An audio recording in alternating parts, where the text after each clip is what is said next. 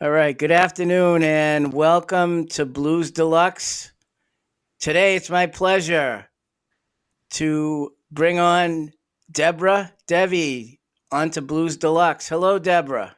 Hey, nice Welcome. to be here on Blues Deluxe. Welcome. Thank you. So tell me a little bit about yourself. How did you end up in this business? Basically, starting out. I know you do rock and blues and all kinds of different things, but how did you start out playing guitar and doing what you're doing today? Sure. Yeah, I have a four-piece blues rock band that kind of crosses over into the jam band scene as well. Because we stretch out and do improvisation and stuff like that at times.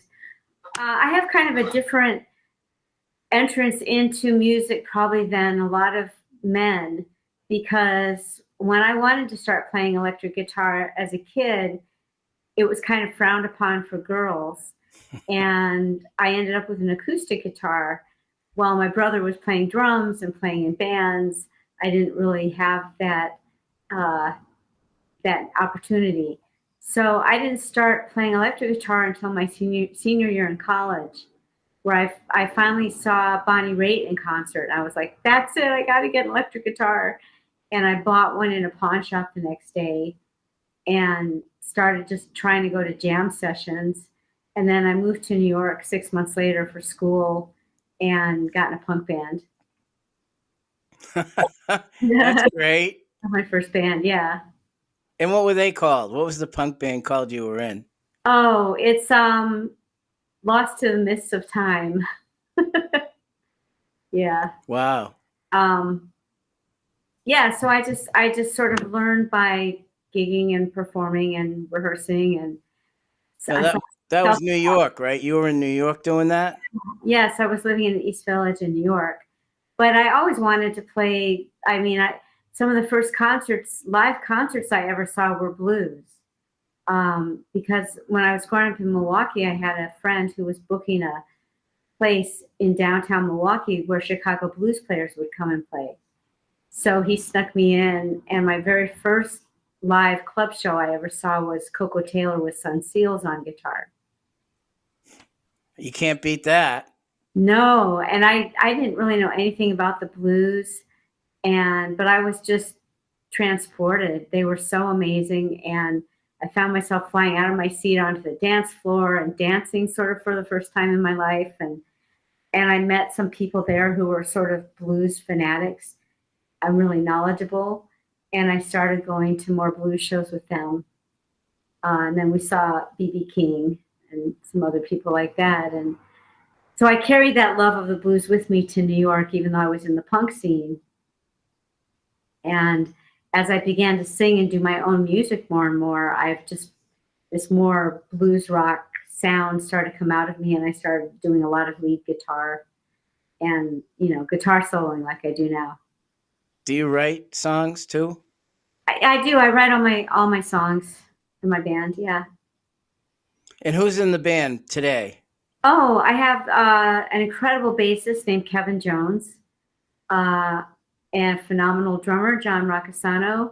And we have sort of a rotating cast of keyboard players. Depending on who's available, it might be Rob Flores, who plays with Jesse Malin. We've done some with Matt Wade, who just did 2 years with Samantha Fish on the road. Martin Schmidt's going to be playing with us this Sunday at South Orange Performing Arts Center for the Blues in the Loft series, and a guy named Brian Rigby. So I have kind of like this rotating cast of characters on the keys. They're all amazing. So are you in New York or New Jersey now? You live Jersey City, New Jersey. Yep. Yeah. Wow, Right, a Jersey girl now. yeah, right across the Hudson River from Manhattan. And when I moved over here, I found a whole other music scene. So many amazing players out here. That's great. And a lot of them love that sort of 70s influenced bluesy sound that I love. So it's been, pretty easy to find like-minded players. Well, talk to me about the scene. You say it's a great scene. A lot of clubs to play, a lot of places to play. Well, that got hit pretty hard by the pandemic. So Jersey City actually is in need of some more venues. We have a big venue like White Eagle Hall, which is like 800 people, and a small intimate venue called Fox and Crow, which holds about 40 people. And we kind of need something in between since some places closed. But I think, things are reopening and moving. And Jersey City is considered one of the most diverse cities in America. And I've put together 3 concerts at White Eagle Hall called Jersey City Rocks, where I try to showcase the diversity of the music here. So we'll have hip hop artists and blues rock artists and Latin artists all on the same bill together. That's great. Yeah, they've been a lot of fun. And blues specific clubs, are there a lot of blues specific clubs between where you are in Jersey and New York now? I know New York has a lot right now. It has a few, yeah. Terra Blues. Don't think Jersey City has anything blues focused, but we just played last weekend at Jamie's House of Music in Lansdowne. I know Jamie's very well. Wonderful place, and they're really great to us, and they support the blues and jazz and blues rock quite a bit. Yeah. Yeah, I've connected with. I did an interview with Jamie and Greg, who books the place. I have referred him to some of the bands here in New England that he's brought over, which is cool. I think they're becoming the new headquarters of the Philadelphia Blues Society. There you go. You got to have something, right? You got to have somewhere to go. Yeah. And then we have in New Jersey, we have Stanhope House. Yep. Which is now under threat of redevelopment. So there's a community grassroots organized effort to try to save the Stanhope House. And one of the people very involved in that is the head of the North Jersey Blues Society, Christy. So that's going on right now because that place has been like a blues roadhouse for decades with, Stevie Ray Vaughan played there. I mean, yeah. So they're trying to save it. I don't know what's going to happen. So I was looking at, you had sent me a bunch of your recordings and most of them, well, not all of them, but most of them are like EPs. They're not full records. Yeah. Is there a reason why you decided to, I know today people want to do singles and send out singles, but EPs that's interesting. 4 or 5 songs and not a complete record. Well, my first record is a full album. It's called Get Free. Yep. It's just less expensive to do EPs. And there's the answer. You just answered the question. Well, and people have shorter attention spans these days too. So an EP is kind of a nice short statement. My most recent EP is a live record called Jamification Station Volume 1. I love it. I love that album. Thank you. Yeah, especially Crosstown Traffic. What a great version of that song you do. Oh, thanks. Yeah, that's a fun one. Jimi Hendrix. So that record was recorded. I started a live stream series during the pandemic called Jamification Station. I started it right here in my living room on a really when we were locked down on a lonely Thursday night, and I just put up my phone and started playing, and people came on and asked if I would do it again every Thursday. And I asked somebody why, and he said, we need things to put on our calendar, because everyone was home stuck alone, but the live streams really help people knowing I can look forward to this on Thursday or this on Tuesday, this artist on Tuesday. And then once we were able to get out of here, we moved into my drummer's studio and we were live streaming a full band twice a month. And he recorded everything to Pro Tools. So that's where that record came from, is a mix down of some of the best tracks. And I'm working right now. I'm starting to mix a volume 2. Yeah, I know. I've been waiting to ask you when that's coming. Yeah, I'm just getting to that now. I'm just starting to choose the tracks and get going on that. So I don't have a release date for you yet, but hopefully soon. Is it going to be 4 or 5 songs, or is it going to be longer than? I think it'll just be 4 or 5 songs again. Yeah. That's good. Any covers? Possibly. Yeah. There's a couple covers that we did regularly during the live stream. And if I can find a version that I think is good enough, we'll put it on the EP. I mean, these are all just live, you know, no overdubs, no. So they have to, the challenge is to go back and listen and find where the best recording, right? Yeah, where did we play it perfectly? You know, because there's always a flub or something going on.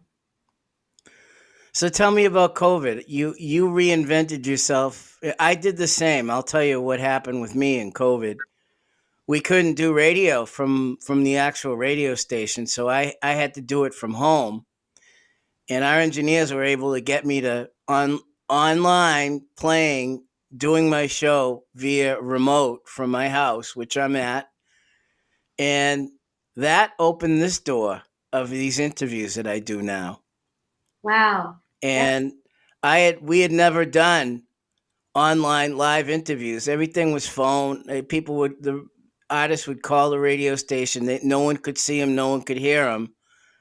And all of a sudden, this opened a whole door for me, a wide open door, worldwide. I was doing interviews worldwide. I still do them.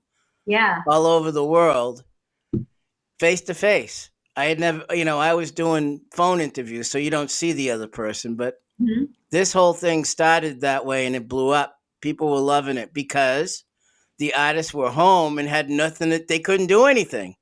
Right.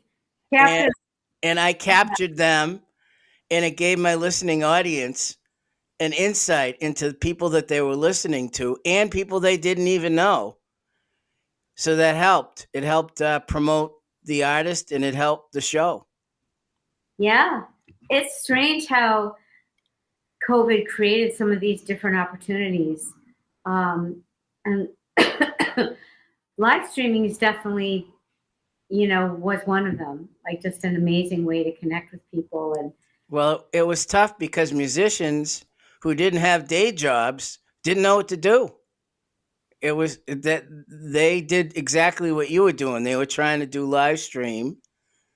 Yeah. And some of them were even getting money for the live streams. Mm-hmm. So, yeah, COVID was bad, but COVID was good in some regards. Yeah, I think it was a nice surprise, I think, for musicians to realize that we have value, because it can seem like a frivolous thing that you're doing. But during COVID, I think everybody craved live music. Because they couldn't go see it. And they craved that sense of community that a live concert creates. And it became more clear that, music has this powerful, ritualistic importance in our culture, And you were able to gain a bigger audience from that too. Yeah, it was pretty fun. We had people tuning in from all over, and it was kind of funny. They dubbed themselves Devians. Yeah. So they were, and I think one of the most fun things was to see them interacting with each other in the chat, and getting to know each other and having fun, because a lot of the same people would tune in each time. So they kind of got to know each other and felt like they had friendships, and that was just really fun for us to see. That's people good. Having a great time with each other during such a difficult time. Tell me about your EP, A Zillion Stars Overhead. Tell me a little bit about that. Sure. Yeah, that was a really special project. It was recorded with live in the studio. I did overdubs on it, but the bass, drums, and guitar were all done live in one day, with Jorgen Carlson from Government Mule coming in to play bass. And excuse me. So what happened was, I had met some people in Government Mule's circle, and I was introduced to the people that Peter and Heather McMahon from Homestead Amplifiers. And they, have this incredible amplifier company where they build amps for Warren Haynes and Jimmy Herring and Susan Tedeschi. And they kind of took me under their wing and made me an endorser too, and started introducing me to people. And I ended up being backstage at the Beacon for Mule on New Year's Eve. And I met Jorgen, and we just connected right off the bat because I love to produce my records, and he has his own studio at home and loves to produce. So we started talking about microphones and recording and all kinds of, geeky stuff about recording. And he said, we should record together sometime. And I was like, yeah, that'll never happen, but sure. And 6 weeks later, he was on the East Coast. So we went to Kaleidoscope Sound in Union City, New Jersey, and just threw down the tracks for that EP, including this 9.5-minute version of my song When It Comes Down. It's an incredible jam with Jorgen's playing on the whole EP is stunningly beautiful. So that's how that project came about. So the good news is it came out as this amazing record. We didn't even know if we were going to release it as a record. We were just going to jam and record, but it really came out great. And ended up that Sylvia Massey ended up mixing it, who's one of my heroes as a mixer and producer. So to have something that I produced mixed by her was like a dream come true. And she made it sound amazing. And the release date was April 20th, 2020. No, April 24th, 2020. So I had a EP release party. The whole thing was ready to go, and the whole world shut down. Yep. February and March of 2020. Yeah, I remember. Yeah, because I remember we had this record release party scheduled here in Jersey City, and we were going day by day, do we need to cancel? What's going on? What do we do? And I was like, okay, so we'll postpone it for 6 weeks, was the thought, And then, of course, 2 years later. So that record didn't really get to go, I think, where it should have gone, but it did get some really nice airplay and stuff like that and reviews.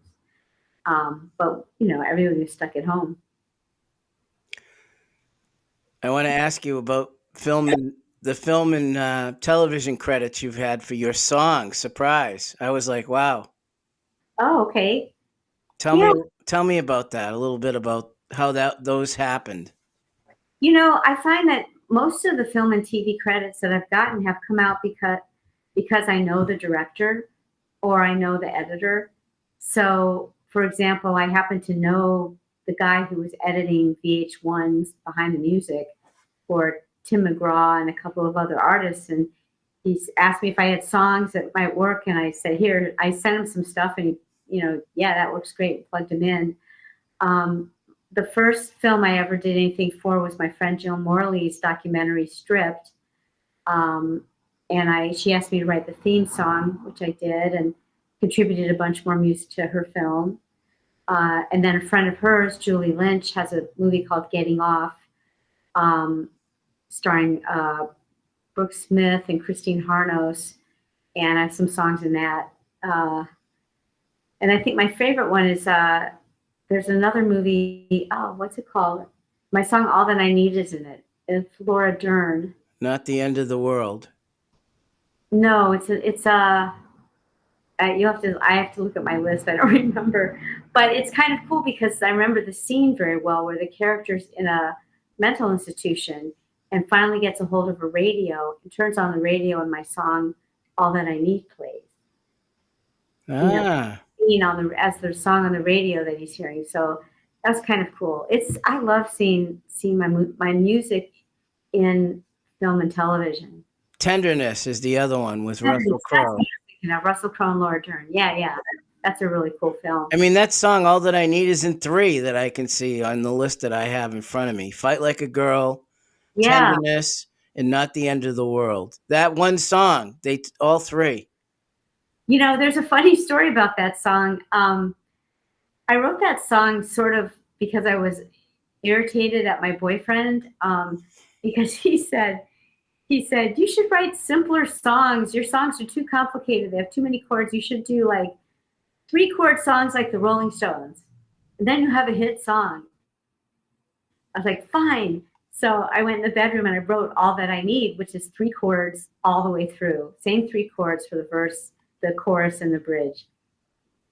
And he was kind of right. Like it does work as this catchy song that people really like. Yeah, it took off in those 3 instances, that's for sure. Yeah, so it was sort of good advice. So tell me about, you opened for a bunch of people. Tell me what the most favorite person you've opened for so far in your career. You know, gosh, I have to say, we just opened for Willie Nile a few weeks ago in Teaneck, New Jersey, and he is such a sweetheart. I've been hearing that about him for years, but to actually meet him in person. I remember playing him in college when I started way back in the 70s. Wow. Yeah, he's a really kind person and a slamming songwriter and musician. And so it was really fun to open for him. And then he had me come on stage and join them for his, and he has this anthemic song called One Guitar. And so I got to play that one with his band. And then I've seen him since in New York. He's just a really very special person. And opening for blues people, who have you opened for that you really enjoyed opening for? I haven't opened for blues people. I know them. I know Mike Griot, but no. Yeah, I opened for Jesse Malin, who's a great friend of mine, and that was really fun. That was down in Maryland. We opened for Sarah Shook and the Disarmers here in Jersey City, and that was cool. I think she's a wonderful songwriter and artist. Speaking of the Stanhope House, I opened for Anna Popovic there. See, there's blues. There's blues right there. That was a fun show. I mean, Anna's just, killer guitar player and performer and singer. And I don't know how she does all she does in those incredible heels that she wears. I bow down to her. Yeah, that was good. Yeah. So let's talk about the book. I wanted to bring this up because I was blown away by that book you wrote. Thank you. And it's called Language of the Blues. Yeah. From Alcorub to Zuzu. Alcorub to Zuzu. Yeah. That's my dog-eared copy with all my notes. Yeah, Alcorub, like rubbing alcohol. Yeah. Is what they call Alcorub in some songs. So explain to the listening audience what the book's all about. It's a book. It's organized alphabetically like a glossary. So you can look up a word in a blues song that you're curious about, like what does Alcorub mean? What does mojo mean? Hoodoo, killing floor, hooskow, like all these words and phrases. And you can go in the book and look them up. And it's full of stories about these words from artists that I interviewed. So I really went out and tried to seek older blues artists like Hubert Sumlin, Little Milton Campbell, Robert Jr. Lockwood, who I could talk to and say, when you were growing up in the Delta, what did this mean? What did nation sack mean? Or in the case of Robert Jr. Lockwood, what was Robert Johnson like? Because Lockwood's mother was Robert Johnson's girlfriend for 7 years. And, so he knew Johnson really well. So that's what the book's about. So A to Z. Yeah. Any word, you can go in and find a word, and you have all kinds of information about where that word came from or what that word means. Yeah, and I also list songs that it appears in. Wow. And in fact, I have a playlist on Spotify called Language of the Blues with songs from the book. So while you're reading the book, you can go to my playlist and listen to this. Like if you look up the Alcorub entry, you can go to my playlist and listen to the songs. How long did it take you to write the book? It was about 1.5 years of a lot of 16-hour days of writing, and it was hard, but I loved every minute of it, honestly. And you got Bonnie Raitt and Joe Bonamassa to put a little blurb in there. Yeah, that was pretty amazing. Bonnie is a huge hero of mine, so I was thrilled. And Joe Bonamassa also, Bob Margolin, Jimmy Vivino too. Vivino, and Al Jorgensen from Ministry. Wow. Which is a fun one. Yeah, he's actually like loves the blues and knows a lot about it. So that was cool. And how'd you get Dr. John to write the foreword for the book? Well, yeah, that was pretty wild. I had met Dr. John. I interviewed him for a magazine, and he was living in New York at the time at a townhouse on like 34th Street, or I'm not sure if that's the exact street, but right up there. And I went over, and I was supposed to be there for 45 minutes, and I ended up being there for 4 hours. As anyone who knows Mac knows, he loves to talk, and he's a brilliant raconteur. And so his wife at the time, like, she kept coming in, sort of like hinting that I should leave already, you know. But we just had this really fascinating conversation. So when I started working on the book, I reached out to him again through his manager, and he called me. And he, you know, if you read Dr. John's book, Under a Hoodoo Moon, there's a glossary in the back of his book for all the New Orleans phrases and words that he uses, like junko partner and hoodoo, all kinds of stuff. So he has a real fascination with language. So we would just talk, and he gave me insights into words I couldn't figure out. Like, I could not for the life of me find any information on why musicians call instruments axes. Like, you know, Sun Seals was called bad axe, and you might refer to your guitar as your axe. Like, why, you know, why axe? And or why musicians called a gig a gig. I couldn't find anything. And Dr. John said, oh, that all comes from, it's all lottery business slang. So it's from like underground gambling, like the lottery, you know, playing the numbers. Yeah. A gig is a 3-number bet, and you don't know if it's going to pay off or not. So musicians would appropriate slang like that, you know, oh yeah, I'm playing a gig tonight, you know.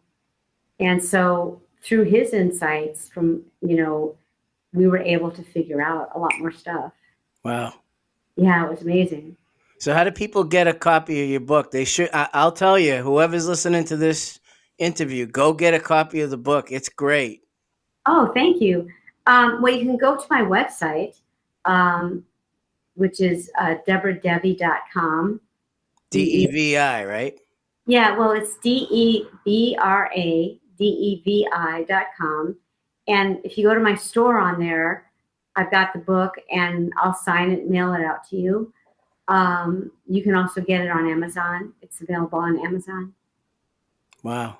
Yeah. But if you buy it from me, I'll sign it. There you go. So where do you see yourself in the next 2 to 3 years? Oh, gosh. Well, I just finished co-authoring a memoir for somebody that I can't disclose yet, but hopefully that'll be coming out in the next year. And it's a musician with an amazing life story. So I'm really excited about that. We just wrapped up the first draft. As far as music, I just want to keep gigging and recording and just keep expanding. You know, I'd love to go to Europe and do festivals over there. We're getting more and more festivals here in the US, like blues festivals. I sometimes give my talk. I have a talk that I give about the book at festivals and at colleges. So yeah, just more performing and more writing, basically. More records out, hopefully, too. Now, you perform local. From what I could see from your tour schedule, you have a lot of local dates coming up.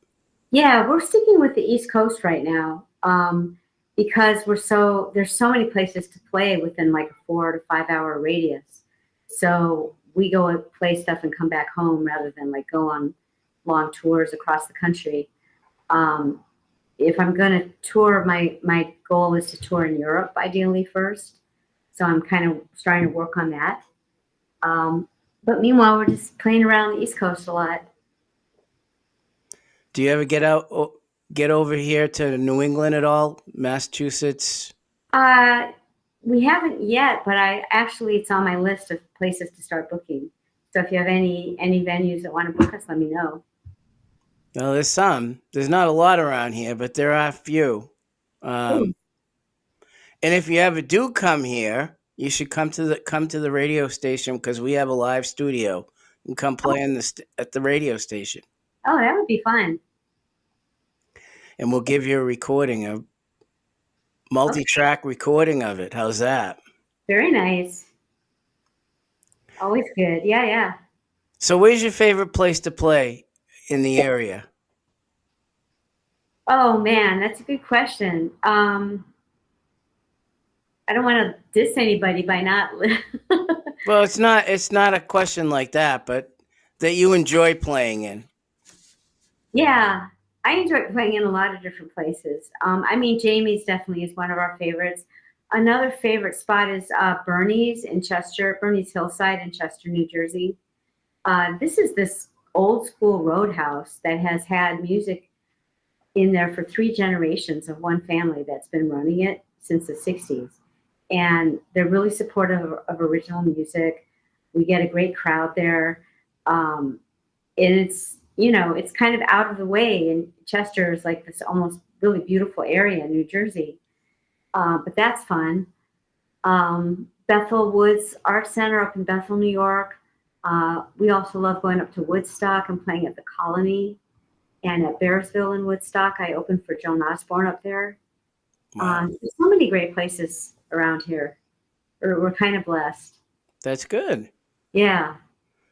So again, tell people how they can find out about you. You have a website, you have social media. Yeah, I'm on social media at Debra Devi. We're on Facebook and Instagram. My YouTube channel is a lot of fun. I would encourage people to go subscribe. I love to make music videos for my songs, so there's some fun music videos, and then there's lots of live video also. Like if you want to see me sitting in with Willie Nile, it's on my YouTube channel. And yeah, my website, debradevi.com. It's great. Yeah, thank you. Well, Deborah, thank you very much. I don't want to take too much more of your time. We took about a half hour, 35 minutes. No problem. Thank you for having me. I appreciate it. And when I rebroadcast, going to play some of the songs from Jamification and some of the older stuff too before the interview. Thank you. That'd be great. And look forward to Volume 2 when it comes out. Volume 2. Yeah, I can't wait to get a new record out. It'll, I had kind of a tough year with some serious losses in my family. Sorry to hear that. Yeah, thank you. Thank you. So it sort of knocked me sideways. But, I'm getting back on track now and looking forward to back in the studio. Yeah. I want the listening audience to hear that version of Crosstown Traffic because it's great. Cool. I'm glad you like it. It's funny. I'll just say this before we go. Some people really like it. And then I've had some Hendrix fans who don't like it because we have keyboards on it. Oh. And I've had people get outraged. And, this one man on Facebook was outraged and he said, I saw Hendrix back in the day and he would never. And I was like, you saw Hendrix back in the day? That's so awesome. Thank you. So, No, your guitar playing is great. Little solo there halfway through is great. It sounds great. Cool. I mean, it's Hendrix is his own amazing creation. So if you're going to do one of his songs, you might as well give it your own twist, Yeah.